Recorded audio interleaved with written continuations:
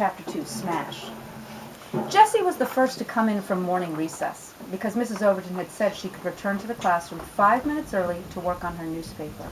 If it were up to Jessie, she would skip recess every day. It was just a waste of time. She'd rather spend the time reading a book or working on a project, running around outside. Ridiculous. And speaking of ridiculous, Mrs. Overton had given them a new assignment. Each one of them had to write a poem about something or someone they loved. A love poem! Fourth grade was definitely taking a turn for the worse.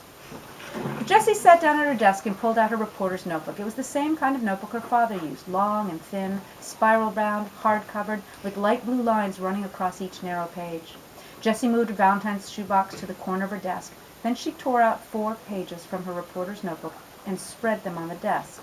She picked up her pencil and wrote a list of the articles that would appear on each page. Pages 2 and 3 were easy to fill because they contained the newspaper's regular features. The recap of the month's weather, a comic strip about an alien in 4-0, a few sports articles written by different kids in the class, and Megan's latest installment of her advice column, A Friend in 4-0. It was the most popular feature in the newspaper. Dear Friend in 4-0, someone in my desk group keeps kicking my chair. I've asked him to stop about 1,000,000 times, but he still does it. What is his problem? Signed, Tired of Being Kicked.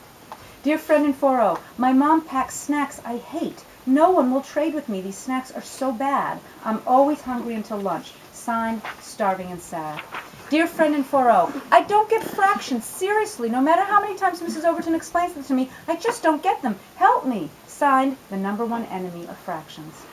But Jessie still had no idea what her front page story would be. What could she investigate this time? Lots of ideas flashed in her brain. What was in Mrs. Overton's desk drawers?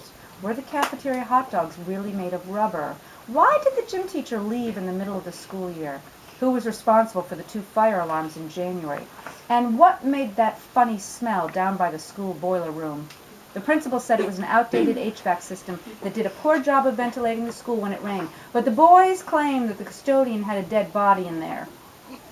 David Kokorian was the one who pointed out that the smell had started shortly after the gym teacher disappeared. Just then Scott Spencer burst through the door, followed noisily by 6 other kids. Jessie jumped as if she'd been caught red-handed doing something illegal, accidentally knocking her Valentine's shoebox off the desk. It made a strange rattling sound as it fell, and when the lid came off, something unexpected spilled out.